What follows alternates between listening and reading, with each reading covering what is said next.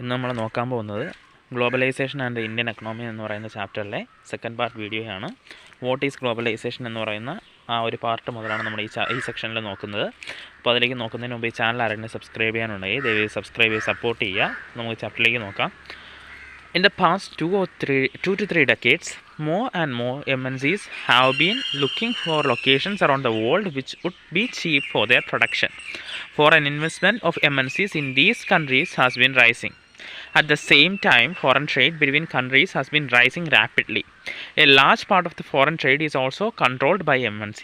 For instance, the car manufacturing plant of Ford Motors in India not only produces cars for the Indian markets, it also exports cars to other developing countries and export car components for its many factories around the world. Likewise, activities of the most MNCs involve substantial trade in goods and also services. കഴിഞ്ഞ 2-3 ദശാബ്ദങ്ങളായി നമ്മൾ നോക്കിക്കഴിഞ്ഞാൽ എന്താണ് നമുക്ക് കാണാൻ പറ്റുന്നത്? ഈ MNCസിൻ്റെ ഒരു റാപ്പിഡായ ഗ്രോത്താണ്. അല്ലെങ്കിൽ MNCs ഇങ്ങനെ ഓരോ ലൊക്കേഷൻസ് ഈ ഒരു അവരുടെ കമ്പനീസ് എസ്റ്റാബ്ലിഷ് ചെയ്യാൻ അല്ലെങ്കിൽ അവരുടെ ഫാക്ടറീസ് എസ്റ്റാബ്ലിഷ് ചെയ്യാൻ വേണ്ടിയിട്ടുള്ള ലൊക്കേഷൻസ് കൂടുതൽ കണ്ടുപിടിക്കുന്നതാണ് നമുക്ക് കാണാൻ പറ്റുന്നത്. ആ സമയത്ത് തന്നെ ഫോറിൻ ട്രേഡ് ഇൻക്രീസ് ചെയ്യുന്നത് നമുക്ക് കാണാൻ പറ്റുന്നുണ്ട്. ഒരു ഉദാഹരണം പറയുകയാണെങ്കിൽ, ഇപ്പോൾ ഇന്ത്യയിലെ ഫോർഡ് കമ്പനി എന്താണ്, ഇന്ത്യയിലേക്ക് വേണ്ടിയിട്ടുള്ള കാറുകൾ മാത്രമല്ല അവർ പ്രൊഡ്യൂസ് ചെയ്യുന്നത്.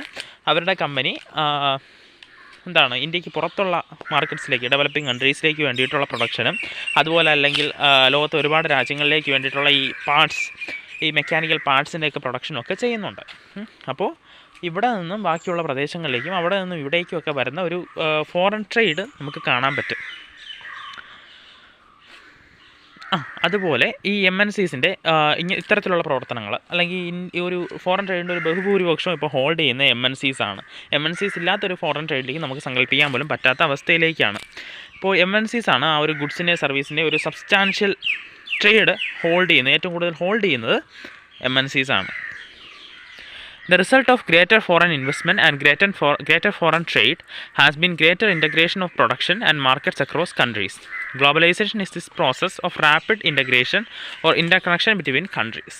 ഇപ്പോൾ ഗ്ലോബലൈസേഷൻ എന്ന് വെച്ചാൽ അധികം ബുദ്ധിമുട്ടേണ്ട ഒരു കാര്യമൊന്നുമല്ല. എന്താണ്, സിംപ്ലി അത് കൺട്രീസിൻ്റെ അല്ലെങ്കിൽ ഒരു ലോകത്തിലെ പല രാജ്യങ്ങളുടെ ഒരു ഇൻ്റർകണക്ഷനാണ് അല്ലെങ്കിൽ കൂടിച്ചേരലുകളാണ്, ഇൻ്റഗ്രേഷനാണ്. ലോകത്തെല്ലായിടത്തും ഒരേപോലെ മാർക്കറ്റ് എസ്റ്റാബ്ലിഷ് ചെയ്യുന്നതിനെയാണ് നമ്മളിപ്പോൾ ഈ ഒരു ഫിനാൻഷ്യൽ സെക്ടറിൽ നമ്മൾ ഗ്ലോബലൈസേഷൻ എന്ന് പറയുന്നത്. MNC are playing a major role in the globalization process. More and more goods and services, investment and technologies are moving between countries. ഇപ്പോൾ എന്താണ്, MNCs വഴി എന്താണ് ഒരു നമുക്ക് കാണാൻ പറ്റും കൂടുതൽ ഈ ഗുഡ്സ് ആൻഡ് സർവീസസ്, ചരക്ക് സേവനങ്ങൾ എന്താണ്, അതുപോലെ തന്നെ ടെക്നോളജീസ്, ഇൻവെസ്റ്റ്മെൻറ്റ്സ്, അങ്ങനെയുള്ള കാര്യങ്ങളൊക്കെ കൺട്രീസിൻ്റെ ഇടയിൽ ആ ഒരു ട്രാൻസ്ഫർ നമുക്ക് കാണാൻ പറ്റും. അതായത് ലോകത്തിൻ്റെ മറ്റൊരു പാർട്ടിൽ എസ്റ്റാബ്ലിഷ് ചെയ്ത ഒരു കൺട്രി ആയിരിക്കും ചിലപ്പോൾ ഇന്ത്യയിൽ ട്രേഡ് നടത്തുന്നത് അല്ലെങ്കിൽ ഇന്ത്യയിൽ അവരുടെ ഫാക്ടറി പണിയുന്നത്. Most regions of the world are in closer contact with each other than A few decades. ഇപ്പോൾ നോക്കുകയാണെങ്കിൽ ലോകത്തെ പല പ്രദേശങ്ങളും പണ്ടത്തെ അപേക്ഷിച്ച് കൂടുതൽ ക്ലോസർ കോണ്ടാക്റ്റിലാണ്, കൂടുതൽ അടുത്ത് ചേർന്ന് നിൽക്കുകയാണ്. Besides the movements of goods, services, investment and technology, there is one more way in which countries can be connected. This is through the movement of people between countries. അപ്പോൾ നമുക്ക് ആ ഒരു ഗുഡ്സ് ആൻഡ് സർവീസസ് അല്ലെങ്കിൽ ഇൻവെസ്റ്റ്മെൻറ്റിൻ്റെ ടെക്നോളജീൻ്റെയൊക്കെ ഒരു transfer വഴി അല്ലാതെയും countries തമ്മിൽ connection ഉണ്ടാകാറുണ്ട്. അതിൽ പ്രധാനപ്പെട്ടതാണ് ഈ ജനങ്ങളുടെ ഒരു ഷിഫ്റ്റിംഗ്, ആ ഒരു പീപ്പിളിൻ്റെ ഷിഫ്റ്റിംഗ് വഴി ഉണ്ടാകുന്നത്. അല്ലെങ്കിൽ നമ്മുടെ രാജ്യത്ത് നിന്ന് തന്നെ വിദേശത്തേക്ക് പോകുന്ന ഒരുപാട് പേരുണ്ട്, ഒരുപാട് വിദേശീയർ നമ്മുടെ നാട്ടിലേക്ക് വരുന്നുണ്ട്. അങ്ങനെയൊക്കെ നമുക്ക് കാണാൻ പറ്റും. People usually move from one country to another in search of better income. സാധാരണഗതിയിൽ എന്താണ്, നമ്മുടെ നാട്ടിൽ നിന്ന് പുറത്തേക്കാണ് കൂടുതൽ ആൾക്കാർ പോകുന്നത്. അവരെന്തിനാണ് പോകുന്നത്? കൂടുതൽ ഇൻകം അല്ലെങ്കിൽ കൂടുതൽ വരുമാനം കിട്ടുന്ന ആ ഒരു സ്രോതസ് അന്വേഷിച്ചാണ് അവർ പോവാറ്. Better job or better education. അതുമാത്രമല്ല, കൂടുതൽ നല്ല ജോലി അല്ലെങ്കിൽ കൂടുതൽ ഉയർന്ന അല്ലെങ്കിൽ മികച്ച എഡ്യൂക്കേഷൻ, ഇതൊക്കെയാണ് അവരുടെ ലക്ഷ്യങ്ങൾ. In the past few decades however there has not been much increase in the movement of people between countries due to various restrictions. പക്ഷേ കുറച്ച് കാലമായിട്ട് ഇങ്ങനെ കുറച്ച് റെസ്ട്രിക്ഷൻസ് ഒക്കെ ഏർപ്പെടുത്തിയത് കാരണം കുറച്ച് കുറവ് സംഭവിച്ചിട്ടുണ്ട്. അല്ലെങ്കിൽ ഗ്രാജുവൽ ഗ്രോത്ത് നിന്ന് അത്രത്തോളം ഗ്രോത്ത് ഉണ്ടാവാൻ നമുക്ക് കാണുന്നുണ്ട്. Factors that have enabled globalisation. അപ്പോൾ എന്തൊക്കെയാണ് ഗ്ലോബലൈസേഷനെ ഉയർത്തിയ അല്ലെങ്കിൽ ഉണർത്തിയ ഫാക്ടേഴ്സ് എന്ന് നമുക്ക് നോക്കാം. ആദ്യത്തേത് technology. Rapid improvement in technology has been one major factor that has stimulated the globalization process. For instance, the past 50 years have seen several improvements in transportation technology. This has made much faster delivery of goods across long distance possible at lower cost. എന്താണ് നമുക്ക് കഴിഞ്ഞ 50 വർഷത്തിനിടയിൽ നോക്കിക്കഴിഞ്ഞാൽ ഒരുപാട് technological growth എടുക്കുക. Technology എന്ന് പറയുമ്പോൾ എല്ലാ തരത്തിലുള്ള ടെക്നോളജി ഗ്രോത്തും, കമ്മ്യൂണിക്കേഷൻ ഒരുപാട് ഗ്രോത്ത് വന്നിട്ടുണ്ട്, അല്ലെങ്കിൽ ട്രാൻസ്പോർട്ടേഷന് ഒരുപാട് ഗ്രോത്ത് വന്നിട്ടുണ്ട്. ഇപ്പോൾ ട്രാൻസ്പോർട്ടേഷൻ്റെ ആ ഗ്രോത്ത് നമ്മൾ എടുത്തു നോക്കുകയാണെങ്കിൽ പണ്ടത്തെ അപേക്ഷിച്ച് കൂടുതൽ വേഗത്തിൽ നമുക്ക് ഗുഡ്സ് ആൻഡ് സർവീസസ് ആളുകളിലേക്ക് എത്തിക്കാൻ പറ്റുന്നുണ്ട്. അല്ലെങ്കിൽ ഇപ്പോൾ പണ്ട് ഇപ്പോൾ സ്റ്റീം എൻജിൻ വഴിയൊക്കെ ഉള്ള കച്ചവടങ്ങൾ നടത്തിയിരുന്ന സ്ഥാനത്ത്, അല്ലെങ്കിൽ അതിനു മുമ്പ് ഈ സിൽക്ക് റൂട്ട് വഴി ആളുകൾ കൊണ്ടുവരുന്ന സ്ഥാനത്ത് ആ ഒരു ടൈമിനെ അപേക്ഷിച്ച് ഇപ്പോൾ എത്ര വേഗത്തിലാണ് ആ ട്രാൻസ്പോർട്ടേഷൻ നടക്കുന്നത്, അതുവഴിയൊക്കെ നമുക്ക് മനസ്സിലാക്കിയെടുക്കാം. Even more remarkable have been the developments in technology and communication technology, information and communication technology. In recent times, technology in the areas of telecommunication, computers, internet has been changing rapidly. Telecommunication facilities are used to contact one another around the world. ഇപ്പോൾ മറ്റൊരു റിമാർക്കബിളായ growth ഉണ്ടായത് information and communication ടെക്നോളജിയിലാണ്. കാരണം ഇപ്പോൾ ഇൻ്റർനെറ്റിൻ്റെയൊക്കെ വരവോടുകൂടി അതിലൊരുപാട് changes റാപ്പിഡായിട്ട് ഉണ്ടാകുന്നുണ്ട്. നമ്മൾ നോക്കുകയാണെങ്കിൽ ഇപ്പോൾ നമുക്ക് പെട്ടെന്ന് തന്നെ ഇവിടെ നിന്നും ലോകത്തിൻ്റെ മറ്റൊരു കോണിലിരിക്കുന്ന ആളിനെ കമ്മ്യൂണിക്കേറ്റ് ചെയ്യാൻ പറ്റും. പക്ഷേ അതിന് കുറേ കാലങ്ങൾക്ക് മുമ്പൊന്നും ഇത്തരത്തിലുള്ള ഫെസിലിറ്റീസ് അവൈലബിൾ ആയിരുന്നില്ല. This has been facilitated by satellite and communication devices. As you would be aware, computers have now entered the almost every field of activity. You might have ventured into the amazing world of internet. ഇത് സാധ്യമായത് ഈ satellite അങ്ങനെയുള്ള communication technology വഴിയാണ്. ഇപ്പോൾ നമ്മൾ നോക്കുകയാണെങ്കിൽ കമ്പ്യൂട്ടേഴ്സൊക്കെ ഈ ഒരു ഫീൽഡിലേക്ക് ഒരുപാട് പെട്ടെന്നാണ് എത്തിച്ചേർന്നത്. അതായത് ആ ഒരു ഇൻ്റർനെറ്റിൻ്റെ വികാസത്തോടു കൂടി ഈ വേൾഡ് തന്നെ revolutionise ചെയ്യപ്പെടുകയായിരുന്നു. Where you can obtain and share information on almost anything you want to know. അപ്പോൾ അവിടെ നമുക്ക് ഏതിനെക്കുറിച്ചും വിവരങ്ങൾ അറിയാൻ പറ്റും. Internet also allow us to send instant electronic mail and talk across the world at negotiable cost. Internet അതുപോലെ നമുക്കൊരു availability തരുന്നുണ്ട്. എന്താണ്, ലോകത്ത് ഒരു സ്ഥലത്തിരിക്കുന്ന ആളിൽ നിന്നും മറ്റൊരു സ്ഥലത്തേക്ക് ഇരിക്കുന്ന ആളിലേക്ക് കമ്മ്യൂണിക്കേറ്റ് ചെയ്യുന്ന ഇമെയിൽ ഫെസിലിറ്റി അല്ലെങ്കിൽ ടെലിഫോൺ കോൾസ് അങ്ങനെയുള്ള സംവിധാനങ്ങളും അവൈലബിൾ ആണ്. Liberalisation of foreign trade and foreign investment policy. രണ്ടാമത്തെ കാര്യം എന്ന് പറയുന്നത് ഗ്ലോബലൈസേഷന് ഫാക്ടറൈസ് ചെയ്ത അല്ലെങ്കിൽ ഗ്ലോബലൈസേഷന് കാരണമായ ഇമ്പോർട്ടൻറ്റ് ഫാക്ടർ എന്ന് പറയുന്നത് ലിബറലൈസേഷൻ ഓഫ് ഫോറിൻ ട്രേഡ് ആണ്, അല്ലെങ്കിൽ ഫോറിൻ ഇൻവെസ്റ്റ്മെൻറ്റ് പോളിസിയാണ്. Let us return to the example of imports of Chinese toys in India. Suppose the Indian government puts a tax on import of toys. What would happen? Those who wish to import those toys would have to pay tax on this. Because of the tax, buyers will have to pay a higher price on important toys. Chinese toys will no longer be as cheap in the Indian markets, and imports from China will automatically reduce. Indian toy makers will prosper. ഇപ്പോൾ ഇന്ത്യയിലേക്കുള്ള Chinese ടോയ്സിൻ്റെ ആ ഒരു കടന്നുവരവ് നമ്മൾ നോക്കുകയാണെങ്കിൽ, ഇപ്പോൾ Chinese toys cheaper റേറ്റിൽ ഇന്ത്യയിൽ കിട്ടുകയാണെന്ന് വിചാരിക്കുക. അതുപോലെ തന്നെ അപ്പോൾ ഇന്ത്യൻ ഗവൺമെൻറ് ഇത് കാരണം ഒരു ടാക്സ് ചൈനീസ് ടോയ്സിന് മേലിൽ ഇമ്പോസ് ചെയ്യുകയാണെങ്കിൽ ആളുകൾ എന്ത് ചെയ്യും, ഇനി ആ ചീപ്പർ പ്രൈസ് കൊടുക്കാൻ പറ്റാതെ ആ ടാക്സിൻ്റെ പ്രൈസ് കൂടെ കൂട്ടി ആ ബയറിൽ നിന്ന് വാങ്ങിക്കും. ആ സമയത്ത് ഈ പ്രൈസ് കൂടുന്നതിനനുസരിച്ച് ഈ സാധാരണക്കാരത് ചിലപ്പോൾ മേടിക്കണമെന്നില്ല. അവിടെ മറുവശത്തിരിക്കുന്ന ഇന്ത്യൻ ടോയ് മേക്കേഴ്സിൽ നിന്ന് കമ്പാരിറ്റീവ്ലി ടാക്സും കൂടിയ പ്രൈസിൽ നിന്നും കുറഞ്ഞു നിൽക്കുന്നതായതുകൊണ്ട് അവരതിൽ നിന്ന് വാങ്ങിക്കും. അപ്പോൾ എന്ത് ചെയ്യും, ഇന്ത്യയിലേക്കുള്ള ചൈനീസ് ടോയ്സിൻ്റെ കടന്നുവരവ് റെഡ്യൂസ്ഡ് ആവുക, ഇമ്പോർട്ട് കുറയും. അങ്ങനെ ഇന്ത്യൻ ടോയ് മേക്കേഴ്സ് പ്രോസ്പർ ചെയ്യും. Tax on imports is an example of trade barrier. അപ്പോൾ ഈ ഒരു ഇമ്പോർട്ടിന് മേലിൽ ഏർപ്പെടുത്തിയ ടാക്സിന് നമുക്ക് എന്ത് പറയാം, ട്രേഡ് ബാരിയർ എന്ന് പറയാം. It is called a barrier because some restriction had been set up. ഇതിനെ ബാരിയർ എന്ന് വിളിക്കാൻ കാരണം, അല്ലെങ്കിൽ ഒരു തടസ്സം എന്ന് വിളിക്കാൻ കാരണം, കുറച്ച് റെസ്ട്രിക്ഷൻ ഏർപ്പെടുത്തിയിട്ടുണ്ട്. അതായത് ടാക്സ് വെച്ചതുകൊണ്ട് തന്നെ ആളുകളിലേക്ക് ആ ഒരു ടാക്സും കൂടെ കൂടിയ പ്രൈസാണ് വരുന്നത്. അതുകൊണ്ട് ചിലപ്പോൾ ആളുകൾ അതുപോലെ പണ്ട് ആ ടാക്സ് ഇല്ലാത്ത ടൈമിൽ വാങ്ങിച്ചതുപോലെ വാങ്ങിക്കണമെന്നില്ല. Government can use trade barriers to increase or decrease foreign trade and to decide what kind of goods and how much of each should come into the country. Government ഇങ്ങനെ ഒരു ട്രേഡ് ബാരിയർ വെക്കുന്നുണ്ട്, അല്ലെങ്കിൽ ഈ ഗുഡ്സിന് മുകളിൽ ഇങ്ങനെ ഒരു tax ഏർപ്പെടുത്തുന്നതുകൊണ്ട് തന്നെ government ചിലപ്പോൾ തീരുമാനിക്കാം ഈ ഒരു കടന്നുവരവ് കൂട്ടണോ അല്ലെങ്കിൽ ഫോറിൻ ട്രേഡ് കൂട്ടണോ കുറയ്ക്കണോ എന്നൊക്കെ ഗവൺമെൻറ് തീരുമാനിക്കാൻ പറ്റും. അവരിങ്ങനെ ഡിസൈഡ് ചെയ്യുന്നത് ഈ ടാക്സ് ബാരിയർ അല്ലെങ്കിൽ ട്രേഡ് ബാരിയർ വഴിയാണ്. The Indian government after independence had put barriers to foreign trade and foreign investment, which was considered necessary to protect the producers within the country from foreign competition. Indian government സ്വാതന്ത്ര്യത്തിന് ശേഷം ഉടനെ തന്നെ ഇങ്ങനെയുള്ള trade barriers വെച്ചിട്ടുണ്ട്. അതെന്തിനാന്ന് വെച്ചാൽ Indian പ്രൊഡ്യൂസേഴ്സിനെ support ചെയ്യാൻ help ചെയ്യാൻ വേണ്ടിയിട്ടായിരുന്നു. ആ ഫോറിൻ കോമ്പറ്റീഷനിൽ നിന്ന് ഒഴിവാക്കി നിർത്താൻ വേണ്ടിയിട്ടായിരുന്നു. Industries were just coming up in the 1950s and 60s, and the competition from imports at the stage would not have allowed these industries to come up. അപ്പോൾ industries അന്ന് ഇന്ത്യയിൽ ഡെവലപ്പായി വരുന്നേ ഉള്ളൂ. അപ്പോൾ ഒരു ഫോറിൻ ട്രേഡ് അല്ലെങ്കിൽ ഫോറിൻ കോമ്പറ്റീഷനോട് വന്നാൽ അവർക്ക് അഫോർഡ് ചെയ്ത് പിടിച്ച് നിൽക്കാൻ പറ്റാത്തതുകൊണ്ട് ആണ് ഗവൺമെൻറ് അന്ന് ഇങ്ങനെ ട്രേഡ് ബാരിയേഴ്സൊക്കെ വെച്ചത്.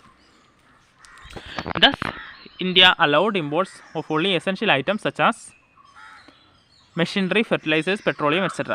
അതുകൊണ്ട് തന്നെ അന്ന് ഗവൺമെൻറ് എസെൻഷ്യൽ ഐറ്റംസിൻ്റെ ഒരു ഇമ്പോർട്ട് മാത്രമേ അനുവദിച്ചിരുന്നുള്ളൂ. അതായത് മെഷീനറി, ഫെർട്ടിലൈസേഴ്സ് അല്ലെങ്കിൽ പെട്രോളിയം തുടങ്ങിയ കാര്യങ്ങളുടെയൊക്കെ ഇമ്പോർട്ട് മാത്രമേ അനുവദിച്ചിരുന്നുള്ളൂ.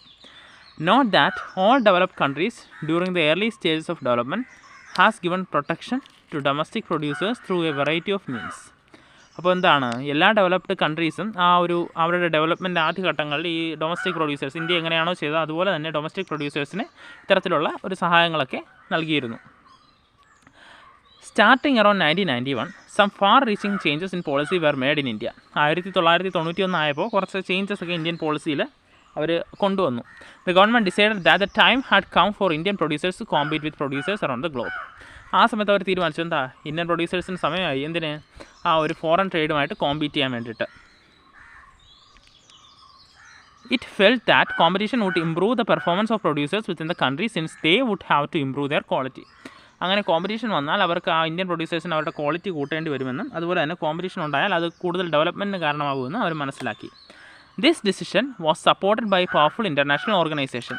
ഇത്തരത്തിലുള്ള ഡിസിഷൻ എന്ത് ചെയ്തു, പലതരത്തിലുള്ള അന്താരാഷ്ട്ര സംഘടനകളും ഇതിനെ സപ്പോർട്ട് ചെയ്യുകയും ചെയ്തു. Thus barriers of trade on foreign trade and foreign investment were removed at a large extent.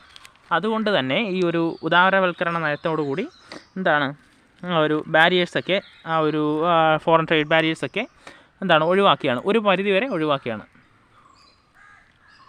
This means that goods could be imported and exported easily, and also foreign companies could set up factories and offices here. ഇതിൽ നിന്ന് നമുക്ക് മനസ്സിലാക്കാൻ പറ്റും എന്താണ്, goods import ചെയ്യാനും export ചെയ്യാനും എളുപ്പത്തിൽ പറ്റും. അതുപോലെ തന്നെ ഫോറിൻ കമ്പനീസിന് ഫാക്ടറീസും ഓഫീസസും ഒക്കെ സെറ്റപ്പ് ചെയ്യാനും പറ്റും. Remove barriers or restriction set by government is what is known as liberalisation. അപ്പോൾ ഈ ഉദാരവൽക്കരണം അല്ലെങ്കിൽ ലിബറലൈസേഷൻ എന്ന് പറയുന്നത് എന്താണ്, ആ ഒരു ബാരിയേഴ്സ് അല്ലെങ്കിൽ റെസ്ട്രിക്ഷനൊക്കെ ഗവൺമെൻറ് മാറ്റുന്നതിനാണ്, ഒഴിവാക്കുന്നതിനാണ് നമ്മൾ ഉദാരവൽക്കരണം എന്ന് പറയുന്നത്. With liberalisation of trade, business are allowed to make decisions freely what they wish to import or export. ഈ ലിബറലൈസേഷൻ, ട്രേഡ് ലിബറലൈസേഷൻ നടന്നതോടുകൂടി ബിസിനസ്സേഴ്സിന് അവർക്ക് തീരുമാനിക്കാൻ പറ്റി എന്തൊക്കെയാണ് എക്സ്പോർട്ട് ചെയ്യേണ്ടത്, എന്തൊക്കെയാണ് ഇമ്പോർട്ട് ചെയ്യേണ്ടത്, എത്തരത്തിലാണ് ചെയ്യേണ്ടതെന്നൊക്കെ അവർക്ക് തീരുമാനിക്കാനുള്ള സ്വാതന്ത്ര്യം കിട്ടി. The government imposes much less restriction than before and is therefore said to be more liberal. Liberal എന്ന് പറയാൻ കാരണം എന്തെന്ന് വെച്ചാൽ ഗവൺമെൻറ് ആ ഒരു റെസ്ട്രിക്ഷൻസ് അവർ കുറച്ചിട്ടുണ്ട്. പണ്ടത്തെ പോലെ റെസ്ട്രിക്ഷൻ ഇല്ല. അതുകൊണ്ടാണ് അവർ ലിബറൽ എന്ന് ഇതിനെ വിളിക്കാൻ കാരണം. World trade organisation. We have seen that liberalization of foreign trade and investment is powerful. Investment in India was supported by some very powerful international organizations. These organizations say that barriers to foreign trade and investment are harmful. There should be no barriers. Trade between countries should be free. All countries and the world in the world should liberalize their policies. അപ്പോൾ ഈ ഒരു ഇന്ത്യയുടെ liberalisation നയത്തെ ഒരുപാട് രാജ്യങ്ങൾ support ചെയ്തിട്ടുണ്ട്, അല്ലെങ്കിൽ ഒരുപാട് ഓർഗനൈസേഷൻ സപ്പോർട്ട് ചെയ്തിട്ടുണ്ട്. അവരുടെ അഭിപ്രായ പ്രകാരം ഈ ട്രേഡ് ബാരിയേഴ്സ് അനുവദനീയമല്ല. അതുപോലെ തന്നെ ഈ ട്രേഡ് ബാരിയേഴ്സ്, ട്രേഡ് എന്ന് പറയുന്നത് ഫ്രീ ആയിട്ട് നടക്കാനുള്ളതാണ്. ലോകത്തെല്ലായിടത്തും തമ്മിൽ ഫ്രീ ആയിട്ട് നടത്താനുള്ളതാണ്. അതിന് ഇടയിൽ ഒരു ബാരിയർ വയ്ക്കുന്നത് നല്ലതല്ല എന്നാണ് അവരുടെ പക്ഷം. World Trade Organization is one such organization whose aim is to liberalize international trade, started at the initiative of the developed countries. WTO, അതായത് വേൾഡ് ട്രേഡ് ഓർഗനൈസേഷൻ അത്തരത്തിലുള്ള ഒരു ഓർഗനൈസേഷനാണ്. ഈ ഇൻ്റർനാഷണൽ ട്രേഡ് ലിബറലൈസ് ചെയ്യണമെന്ന് വിചാരിക്കുന്ന ഒരു ഓർഗനൈസേഷനാണ്. ഇത് ഡെവലപ്ഡ് കൺട്രീസിൻ്റെ ഒരു ഇനിഷ്യേറ്റീവ് പ്രകാരമാണ് ഈ ഇത്തരത്തിലുള്ള ഓർഗനൈസേഷൻ എസ്റ്റാബ്ലിഷ് ചെയ്തത്. WTO establishes rules regarding international trade. ഇപ്പോൾ WTO ആണ് എന്ത് ചെയ്യുന്നത്, ഇൻ്റർനാഷണൽ ട്രേഡിനെ സംബന്ധിച്ചുള്ള റൂൾസ് ഫോം ചെയ്യുന്നത്. And these rules R obeyed. ഈ റൂൾസ് എല്ലാം ഒബേ ചെയ്യുന്നുണ്ടെന്ന് ഉറപ്പുവരുത്തുന്നത് WTO ആണ്. About 160 countries of the world is currently members of the WTO. ഏകദേശം 160 രാജ്യങ്ങൾ WTOയിൽ അംഗങ്ങളാണ്. Though WTO is supposed to allow free trade for all, in practice it is seen that the developed countries have unfairly retained trade barriers. WTO എല്ലാവർക്കും ഒരുപോലെയാണ് പ്രവർത്തിക്കുന്നതെന്ന് പറഞ്ഞാലും അപ്പോൾ developed countries അതിന് മേൽ അവർക്ക് കുറച്ച് അധികാരം കൂടുതലുള്ളതായിട്ട് നമുക്ക് കാണാൻ പറ്റും. On the other hand, WTO rules have forced developing countries to remove trade barriers. ആ സമയത്ത് തന്നെ ഈ WTOയുടെ റൂൾസ് ആ ഒരു ഡെവലപ്പിംഗ് കൺട്രീസിൽ നിന്നും ആ ട്രേഡ് ബാരിയേഴ്സ് ഒഴിവാക്കാനും കാരണമായിട്ടുണ്ട്. അതായത് ഡെവലപ്ഡ് കൺട്രീസിന് അത്രത്തോളം ട്രേഡ് ബാരിയേഴ്സ് ഒഴിവാക്കാൻ ആ WTO ചെയ്യുന്നില്ല, അല്ലെങ്കിൽ റിമൂവ് ചെയ്യുന്നില്ലെങ്കിലും ഡെവലപ്പിംഗ് കൺട്രീസിൽ നിന്നും ആ ഒരു ട്രേഡ് ബാരിയേഴ്സ് ഒഴിവാക്കാൻ അവർ ഇനിഷ്യേറ്റീവ് എടുക്കുന്നുണ്ട്. അവിടെ നമുക്കൊരു അൺഫെയർനെസ് കാണാൻ പറ്റും.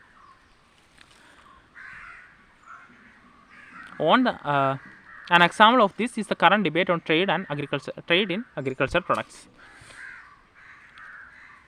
Impact of globalization in India. In the last 20 years, globalization of the Indian economy has come a long way. What has been its effect on the lives of the people? Let us look at some of the evidence. അപ്പോൾ നമുക്ക് ഇന്ത്യയിലെ ആ globalisation കാരണം ഉണ്ടായത് എങ്ങനെയാണെന്ന് നോക്കാം. Globalization and greater competition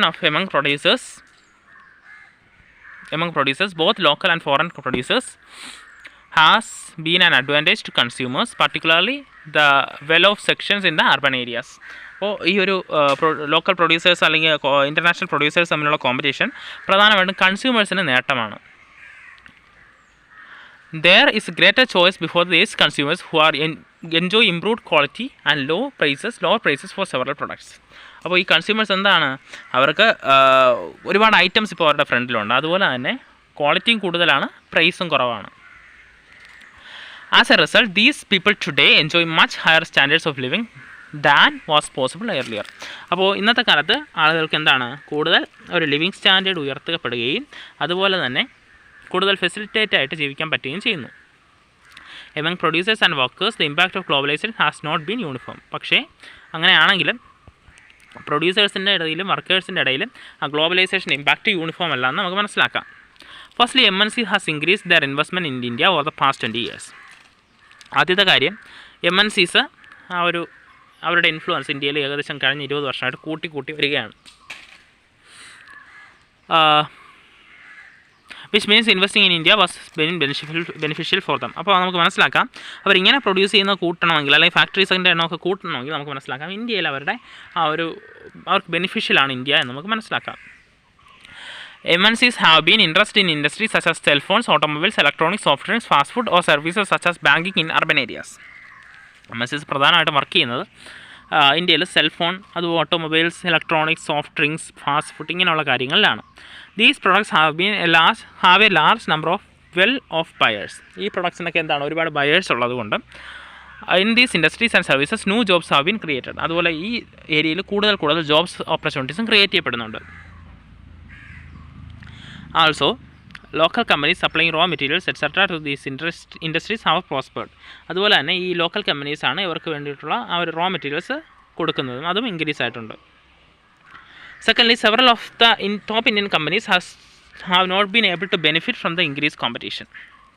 രണ്ടാമത്തെ കാര്യം, ഈ കോമ്പറ്റീഷനൊക്കെ ഉണ്ടെങ്കിലും കുറച്ച് ഇന്ത്യൻ കമ്പനീസിനൊക്കെ ഇതിൽ നിന്നും ബെനിഫിഷ്യൽ ആക്കി എടുക്കാൻ അവർക്ക് പറ്റിയിട്ടില്ല.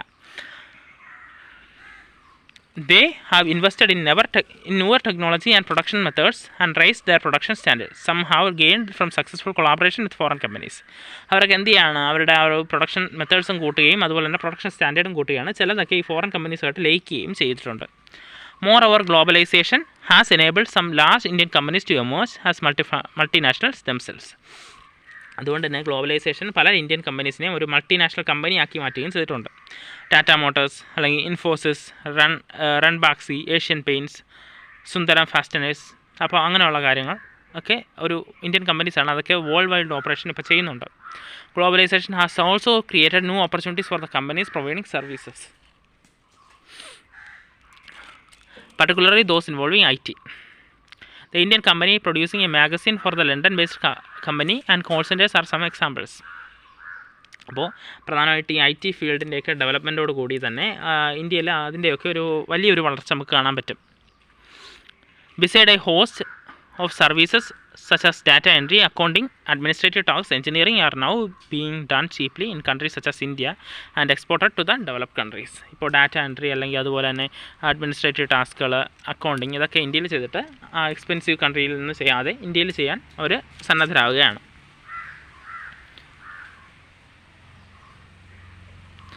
The conditions of work and hardships of the workers described above have been common to many industrial units and services in India. ഇന്ത്യയിലെ പല ഇൻഡസ്ട്രിയൽ യൂണിറ്റ്സിൽ അല്ലെങ്കിൽ സർവീസസിലും ഇതുപോലുള്ള നമ്മൾ നേരത്തെ 2 പേജിൽ വായിച്ച ആ ഒരു തരത്തിലുള്ള ബുദ്ധിമുട്ടുകൾ നമുക്ക് കാണാൻ പറ്റുന്നുണ്ട്. Moreover increasingly conditions of work in the organised sector has come to resemble the unorganised sector. Workers in the organised sector such as Sushila no longer gets protection and benefits that they enjoy later. അതുപോലെ തന്നെ ഈ unorganised സെക്ടറിലെ ജീവനക്കാർക്കും ഇപ്പോൾ ഒരുപാട് ബുദ്ധിമുട്ടുകൾ നേരിടുന്നുണ്ട്. The struggle for a fair globalisation. ഇനി ഒരു ഫെയർ ഗ്ലോബലൈസേഷൻ, ഒരു നല്ല രീതിയിലുള്ള ഗ്ലോബലൈസേഷന് വേണ്ടിയിട്ടുള്ള സ്ട്രഗിളാണ് നമ്മൾ നോക്കുന്നത്. The above evidence indicates that not every one has benefited from globalisation. നമുക്ക് മനസ്സിലാക്കാം മുകളിൽ തന്നിരിക്കുന്ന എക്സാമ്പിളിൽ നിന്നൊക്കെ എല്ലാവരും ഗ്ലോബലൈസേഷനിൽ നിന്ന് ഒരുപോലെ ഒരു ഗുണം പറ്റുന്നവരല്ല. People with education, skill and wealth have made the best use of the new opportunities. ഈ എഡ്യൂക്കേഷൻ അല്ലെങ്കിൽ സ്കിൽ, വെൽത്ത് അതൊക്കെ ഉള്ളവരെ എന്താണ് കൂടുതൽ ഓപ്പർച്യൂണിറ്റീസ്, പുതിയ ഓപ്പർച്യൂണിറ്റീസ് എന്നൊക്കെ നേട്ടങ്ങൾ ഉണ്ടാക്കുന്നുണ്ട്. On the other hand, there are many people who have not shared the benefits. മറ്റൊരു വശത്ത് ഇതിൻ്റെ ബെനിഫിറ്റ് ഒന്നും കിട്ടാത്ത ഒരു കൂട്ടരുമുണ്ട്. Since globalization is now a reality, the question is how to make globalization more fair. ഇപ്പോൾ ഗ്ലോബലൈസേഷൻ ഒരു reality ആയതുകൊണ്ട് തന്നെ അടുത്ത് നമുക്ക് ഫ്രണ്ടിലുള്ളൊരു ക്വസ്റ്റ്യൻ എന്ന് പറയുന്നത് എങ്ങനെ അതിനെ ഫെയർ ആക്കാമെന്നുള്ളതാണ്. Fair globalisation would create opportunities for all and also ensure that the benefits of globalisation are shared between. ആ ഒരു ഫെയർ ഗ്ലോബലൈസേഷൻ എല്ലാവർക്കും ഒരു ഓപ്പർച്യൂണിറ്റി ക്രിയേറ്റ് ചെയ്യും, അത് എല്ലാവരിലേക്കും ഷെയർ ചെയ്യപ്പെട്ടിട്ടുണ്ടെന്ന് ഉറപ്പുവരുത്തും. The government can play a major role in the making this possible. അപ്പോൾ അതിൽ ഒരു മേജർ റോള് പ്ലേ ചെയ്യാനുള്ളത് ഗവൺമെൻറ്റിനാണ്. Its policies must protect the interests not only the rich and the powerful but all the people in the country. അവരുടെ policies ആ ഒരു സമ്പന്ന വിഭാഗത്തെ മാത്രം സപ്പോർട്ട് ചെയ്താൽ പോരാ, നാട്ടിലുള്ള എല്ലാവരെയും സപ്പോർട്ട് ചെയ്യുന്നതായിരിക്കണം. നാട്ടിലുള്ള എല്ലാവരെയും സപ്പോർട്ട് ചെയ്യുന്നതായിരിക്കണം. For instance, the government can ensure that labor laws are properly implemented and workers get their rights. അപ്പോൾ ഗവൺമെൻറ് പ്രധാനമായിട്ട് ചെയ്യേണ്ട ഒരു എക്സാമ്പിൾ പറയുകയാണെങ്കിൽ എന്താണ്, ലേബർ ലോസ് എല്ലാം കറക്റ്റായിട്ട് പാസ് ചെയ്യുന്നോ അല്ലെങ്കിൽ ഫോളോ ചെയ്യുന്നുണ്ടോ, അതൊക്കെ ഇംപ്ലിമെൻറ്റ് ചെയ്യുന്നുണ്ടോ എന്നൊക്കെ ഉറപ്പുവരുത്തണം. It can support small producers to improve their performance till the time they become strong enough to compete. അതൊക്കെ അതുപോലെ തന്നെ ഈ സ്മോൾ പ്രൊഡ്യൂസേഴ്സിനെയൊക്കെ സപ്പോർട്ട് ചെയ്യുന്ന തരത്തിലുള്ള നയങ്ങളും വേണം. If necessary, the government can use of the trade and investment barriers. It can negotiate the WTO fairer rules. It can also align with the other developing countries with similar interests to fight against the domination of developed countries in the WTO. അതുപോലെ തന്നെ WTOയിൽ ആ ഒരു അൺഫെയർനെസ്സിനെതിരെ ഒരു പ്രതികരിക്കണം. പിന്നെ നമ്മളെ പോലുള്ള തന്നെ ഡെവലപ്പിംഗ് കൺട്രീസിൻ്റെ സപ്പോർട്ടോടു കൂടി ആ അൺഫെയർനെസ്സൊക്കെ മാറ്റിയെടുക്കണം. In the past few years, massive campaigns and representation by people's organization have influenced some important decisions relating to trade and investment at the WTO. This is demonstrated that the people also can play the important role in the struggle of fair globalization.